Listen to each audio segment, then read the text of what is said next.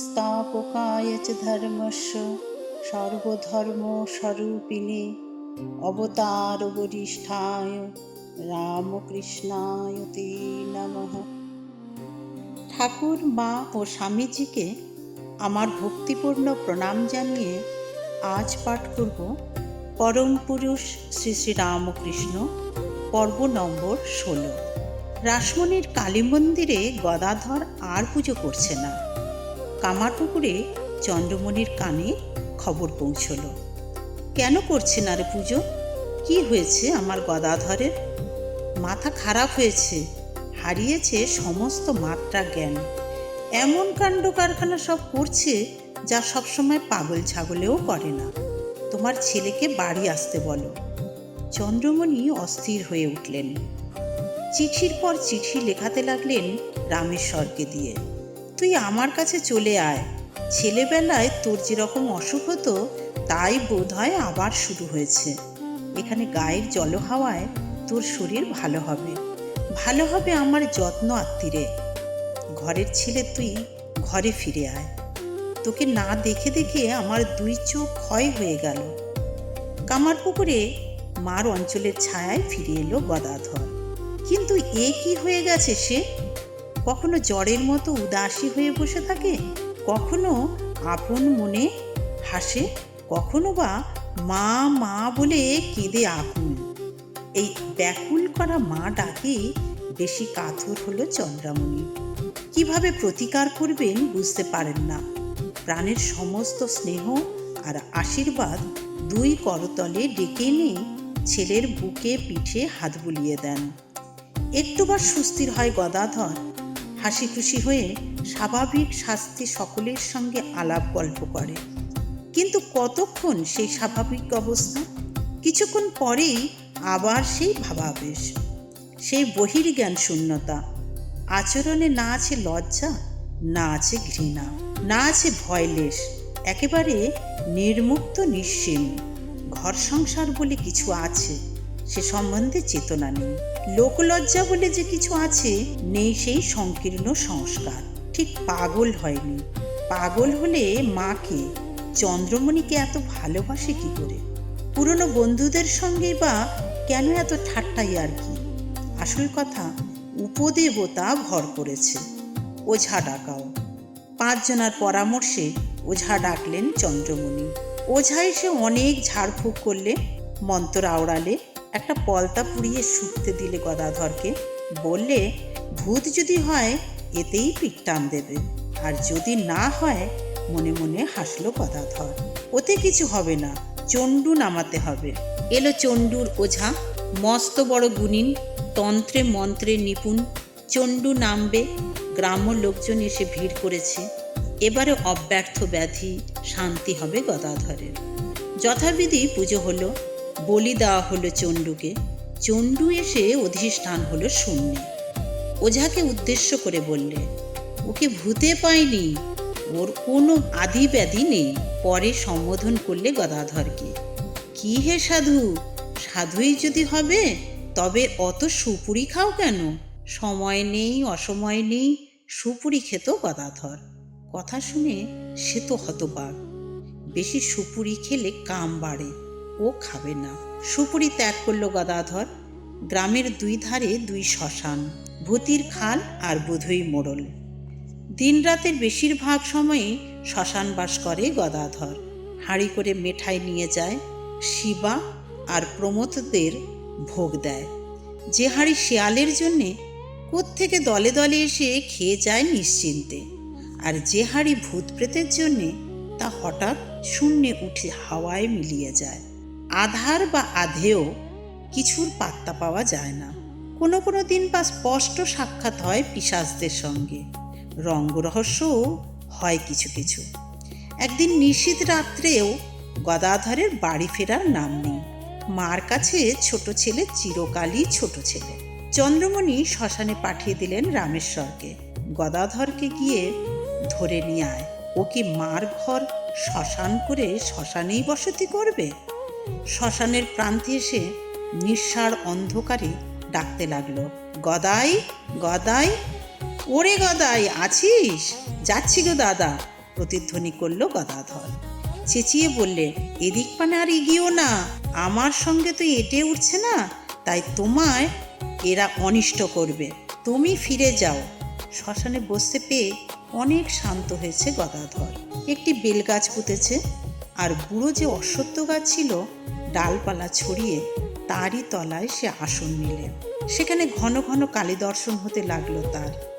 দেখতে লাগলো সে কর্তৃ কারয়িত্রী সংসারৈক্য সারাকে, যে সাকার শক্তি স্বরূপা দিগন্ত বসনা খর্গ মুন্ডাভিরামা আগম নিগম ফলময়ী বাঞ্ছিতার্থ প্রদায়িনী।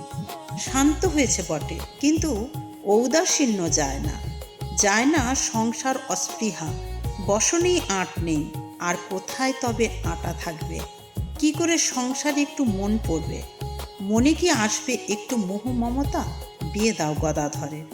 রামেশ্বর আর চন্দ্রমণিতে লুকিয়ে লুকিয়ে পরামর্শ হচ্ছে, পাছে গদাধরের কানে গেলে সে সব ভণ্ডুল করে দেয়। কিন্তু তুমি দেওয়ালের কান এড়াতে পারো, গদাধরের কান এড়াতে পারো না। ঠিক সে শুনে ফেললে। শুনে তার কেমনতর ভাব হলো না জানি। ওরে আমার বিয়ে হবে! উল্লাসে উতলে উঠল গদাধর।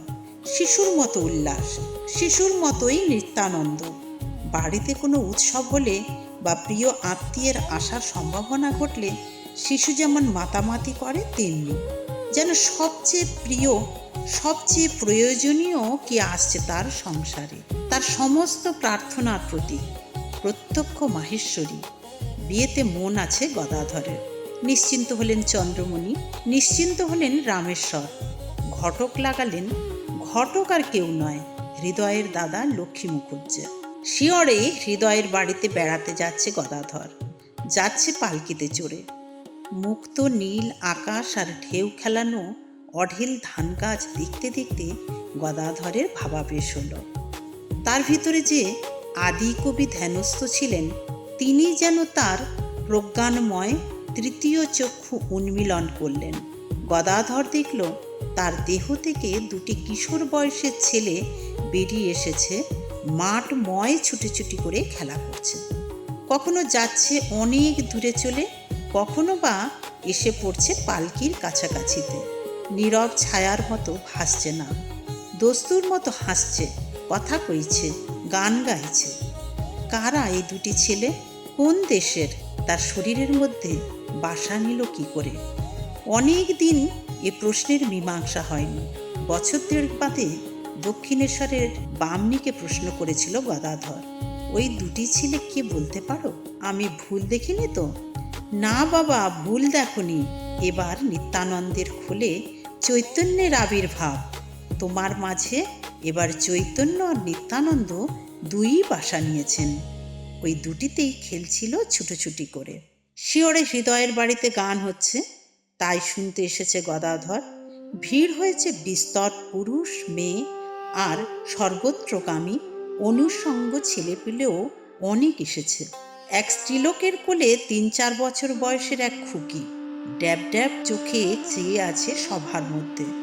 স্ত্রীলোকটি তাকে রঙ্গ করে জিজ্ঞেস করছে, বিয়ে করবি? সম্মতিতে ঘাড় হেলালো মেয়ে। এত লোকের মধ্যে কাকে বিয়ে করবি? কাকে তোর পছন্দ? হাত তুলে নিকটে বসা গদাধরকে দেখিয়ে দিল স্বচ্ছন্দে।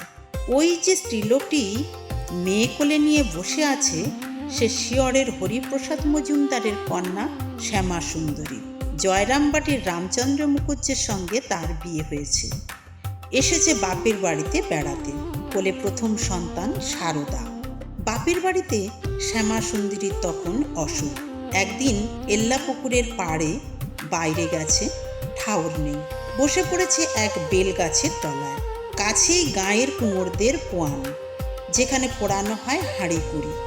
সেখানে হঠাৎ ছোট ছোট পায়ে নুপুর বেজে উঠল রুনুঝুনু। দেখতে দেখতে ছোট একটি মেয়ে ছুটে এলো নাচতে নাচতে। শ্যামা সুন্দরীর বুকে ঝাঁপিয়ে পড়ে গলা জড়িয়ে ধরল। মাথা ঘুরে গেল শ্যামা সুন্দরীর। মনে হলো সেই মেয়ে তার পেটে ঢুকেছে। তেমনি রামচন্দ্র একদিন দুপুরে ঘুমোচ্ছে, স্বপ্ন দেখল একটি ছোট্ট মেয়ে তার পিঠের ওপর পড়ে দুহাত তার গলা জড়িয়ে ধরছে। হাতে গায়ে গয়না মেয়ের রূপ যেন আরও ফুলেছে। এই গরিবের ঘরে কে মা তুমি? এখানে কি করতে এলে? মেয়েটি বললে, এই এলুম তোমার কাছে 8ই পৌষ 1260 সাল। গদাধরের জন্মের প্রায় 18 বছর পর জয়রামবাটিতে শ্যামাসুন্দরীর মেয়ে হলো। নাম রাখলেন সারদা। ঠাকুর বললেন, ও সরস্বতী, ও সারদা, ও জ্ঞান দিতে এসেছে। ভক্তির পথও সত্যি, জ্ঞানের পথও সত্যি। ভক্তি মানে ঈশ্বরে পরানুরক্তি, সুখানুশয়ী রাগ। বিষয় যত সুখকর তত তীব্র, তাতে অনুরাগ। আর যাতে অনুরাগ পরশ বা নিরতিশয়, তাই ঈশ্বর। অনুরাগের ধর্মই হচ্ছে স্মরণ, চিন্তন, অনুধ্যান। সুতরাং অনুরাগের বস্তুতে নিয়ত চিত্ত হয়ে থাকাই ভক্তি। যোগশাস্ত্রের ভাষায় তাই সমাধি, তাই ভক্তি। আর যোগে কোনো ভেদ নেই, জ্ঞান অভিন্ন। যখন পরমাত্মা বোধ জেগে থাকবে তখনই জ্ঞান। যোগশাস্ত্র তাকে বলে অপিপ্লবা বিবেক খ্যাতি। অন্য বিষয় ত্যাগ করে পরমাত্মাকে সর্বদা বোধগম্য রাখাই প্রকৃত জ্ঞানের লক্ষণ। ভক্তি বলো, যোগই বলো, আর জ্ঞানই বলো, অভীষ্ট বস্তুতে অনন্য চিত্ততাই মুখ্য বৃত্তি। কিন্তু যতই বিচার আচার করো, মার কৃপা না হলে কিছুই হবার জো নেই। মানুষের কতটুকু শক্তি, কতটুকু সে চেষ্টা করতে পারে। কাম কাঞ্চন ঠিক ঠিক মিথ্যে, জগৎ তিন কালেই ঠিক ঠিক অসৎ। মনে জ্ঞানে ধারণা করা কি যে সে কথা, মার দয়া না হলে কি হয়? কথায় বলে, এক একটি জোয়ানের দানায় এক একটি ভাত হজম করিয়ে দেয়। কিন্তু যখন পেটের অসুখ হয়, তখন 100টি জোয়ানের দানাও একটি ভাত হজম করাতে পারে না। শুধু মাকে প্রসন্ন করো, মার কৃপার জন্যই বসে থাকো। শৈশা প্রসন্না বরদা নৃনাথ ভবতী মুক্তায়। জয়রাম মুখুজ্জের মেয়ে কালীর সঙ্গে সম্বন্ধ এসেছে ঘটক। কিন্তু জয়রাম বেঁকে বসল, ভাঙড় না হোক, খ্যাপা তো বটে, তাকে জামাই করব কি? তাছাড়া কোনো কোনো জায়গায় রামেশ্বরী নিজে এগোতে চাইল না। তখনকার দিনে কন্যাপক্ষেরই পণ নেওয়ার প্রথা। এক এক জায়গায় এমন দর হাঁকল যা রামেশ্বরের নাগালের বাইরে। তবে এখন ইতি কর্তব্য কি? খুব সোজা। চাষাদের শশার ক্ষেত দেখেছ? বরিশ ও বিষণ্ণ মুখে বসে আছেন চন্দ্রমণি, পাশে রামেশ্বর। দুজনেই চমকে উঠলেন। যে শশাটি ভালো ফলেছে তাতে চাষা একটি কুটো বেঁধে রাখে। কুটো বেঁধে দিয়ে রাখে ভগবানকে ভোগ দেবে বলে, যাতে ভুল বা গোলমালে না বিক্রি হয়ে যায়। তেমনি কি? মা দাদা উৎসুক হয়ে উঠলেন। তেমনি আমার বিবাহের পাত্রী জয়রামবাটির গাঁয়ের রাম মুখুজ্জের বাড়িতে কুটো বাঁধা হয়ে আছে, বললে গদাধর। মিছে তোমরা এখানে ওখানে খুঁজোখুঁজি করছো, এতে ভাবনারও কিছু নেই, হয়রানিরও কিছু নেই। জয়রামবাটিতে লোক পাঠালেন চন্দ্রমণি, কিন্তু খবর যা এলো তা বিশেষ উৎসাহবর্ধক নয়। আর সব মিলেছে বটে, কিন্তু পাত্রীর বয়স মোটে 5 বছর। হোক 5 বছর, গুপ্তভাবেই আপ্তলীলা জগন্মাতা। হয়তো এই জনকনন্দিনী সীতা, এই কৃষ্ণ উন্মাদিনী রাধিকা, শিব ভাবভাবিনী ভগবতী। চন্দ্রমণি মত দিলেন। কন্যাপক্ষের পণ 300 টাকা, তা হোক, জোগাড় করল রামেশ্বর। বিয়ের দিন ঠিক হলো 1266 সালের বৈশাখ মাসের শেষ বরাবর। গদাধর 24 বছরে পা দিয়েছে, সারদা 6 বছরে। জয়রামবাটিতে বিয়ে। জয়রামবাটি কামারপুকুর থেকে মাইল 4 পথ পশ্চিমে। বর বেশে গদাধরকে না জানি কেমন দেখাচ্ছে। শক্ত করে কষি বাঁধা সুন্দর ধুতি পরনে, গায়ে কুর্তা, গলায় ফুলের মালা, কপালে চন্দন লেপ। প্রতিবেশিনীরা এসে সাজিয়ে দিলেন। গদাধরকে কিন্তু মেজ বৌঠানের মনে দুঃখ, বাজনা নেই। অন্তত ঢোল আর কাঁসর না হলে বিয়ে কি? দাঁড়াও, আমি ঢোল বাজিয়ে দিচ্ছি। 2 হাত পাছা বাজিয়ে নাচতে লাগলো গদাধর। মুখে বোল তুললে ঢোলের। রঙ্গ দেখে সকলে হেসে খুন। মেজ বৌঠানের মনেও আর খেদ নেই। বিয়েতে চলেছে। এমন সময় ঢোলের বাজনা। বাল্যভাব না ধরলে গদাধরকে বুঝতে পারবে না কেউ। খালি পায়ে, খোলা গায়ে বরযাত্রী চলেছে সব। কোমরে চাদর, কাঁধে গামছা, হাতে লাঠি, যেন শিবের বিয়েতে চলেছে সব তাল বেতাল ভূত প্রেতের দল। মধ্যে চলেছেন গন্ধর্ব দর্পণাসী ব্যোমকেশ। সারদার সঙ্গে কেমন না জানি শুভদৃষ্টি হলো গদাধরের, অপর্ণার সঙ্গে মহাদেবের, শ্রীকৃষ্ণের সঙ্গে শ্রীমতীর। রাধাকৃষ্ণের যুগল মূর্তির মানে কি? পুরুষ আর প্রকৃতি অভেদ, তাদের মধ্যে কোনো পার্থক্য নেই। পুরুষ প্রকৃতির যোগেই যোগমায়া, বঙ্কিম ভাব ওই যোগের জন্যে। এই যোগ দেখার জন্যেই শ্রীকৃষ্ণের দৃষ্টি শ্রীমতীর দিকে, শ্রীমতীর দৃষ্টি শ্রীকৃষ্ণের দিকে। শ্রীমতীর নাকে নীল পাথর, শ্রীকৃষ্ণ শ্যামবর্ণ বলে। শ্রীকৃষ্ণের নাকে মুক্ত, যেহেতু শ্রীমতীর গৌরী বরণ মুক্তোর মতো উজ্জ্বল। শ্রীমতীর বসন নীল বলে পীতাম্বর হয়েছেন শ্রীকৃষ্ণ। শ্রীমতীর পায়ে নূপুর বলে শ্রীকৃষ্ণের পায়েও নূপুর। তার মানে প্রকৃতির সঙ্গে পুরুষের অন্তরের বাহিরের মিল। যেমন ধরো আবার শিব কালীর মূর্তি, শিবের ওপরে দাঁড়িয়ে আছেন কালী, শিবও সব হয়ে পড়ে আছেন পদতলে, আর কালী তাকিয়ে আছেন শিবের দিকে। প্রকৃতি কর্ত্রী, পুরুষ অকর্তা, তাই শিব সব হয়ে আছেন। কিন্তু পুরুষের যোগেই প্রকৃতির লীলা, সৃষ্টি স্মৃতি লয়ের রসোৎসব। শিব আর শক্তি ভিন্ন, সংসারে আর কিছু নেই। শিব আর শক্তির চারিচক্ষুর মিলন হলো। 27 কাঠি জেলে ওরা বরকে প্রদক্ষিণ করছে। হঠাৎ জ্বালা কাঠি লেগে গদাধরের হাতে বাঁধা হলদে মাখানো মাঙ্গলিক সুতো পড়ে গেল। এটা কি হলো? অবিদ্যা বন্ধন ছিন্ন হয়ে গেল। অবিদ্যা মুক্ত শক্তিকে গ্রহণ করল গদাধর। ঠাকুর বললেন, এই অবিদ্যাকে জয় করবার জন্যই তো শক্তির পুজো পদ্ধতি, তাকে প্রসন্ন করবার জন্যই দাসীভাবে, বীরভাবে, সন্তানভাবে আরাধনা। রমণ দ্বারা প্রসন্ন করার নাম বীরভাব, সে বড় উৎকট সাধনা। আমার সন্তান ভাব, স্ত্রীলোকের স্তন আমি মাতৃস্তন মনে করি। মার দাসীভাবে, সখীভাবে ছিলাম 2 বছর। মেয়েরা এক একটি শক্তির রূপ। বিয়ের সময় বাংলাদেশে বরের হাতে জাঁতি থাকে, পশ্চিমে থাকে ছুরি। তার মানে ওই শক্তিরূপা কন্যার সাহায্যে বর মায়াপাশ ছেদন করবে। এটিও বীরভাব। কন্যা শক্তিরূপা। বিয়েতে বর বোকাটি পিছনে বসে থাকে, কন্যা কিন্তু নিঃসঙ্গ। বাসর সাজাচ্ছে মেয়েরা, ওদিকে পাত পড়ছে নিমন্ত্রিতদের। রঙ্গিনীরা ধরবে গদাধরকে। গান ধরো একখানা। কত রসরঙ্গই যে করছে মেয়েরা, কত লীলা চাপল্য। দেখতে দেখতে ভুবন রঙ্গিনীর কথা মনে পড়ে গেল গদাধরে। হ্যাঁ, নিশ্চয়ই গান গাইব বই কি। মুক্ত উদার গলায় শ্যামা গুণগান শুরু করলে। যারা খাচ্ছিল খাওয়া ভুল স্তব্ধ হয়ে শুনতে লাগলো। রঙ্গিনীরা রঙ্গ ভুলে পাষাণবৎ তাকিয়ে রইল মুখের দিকে।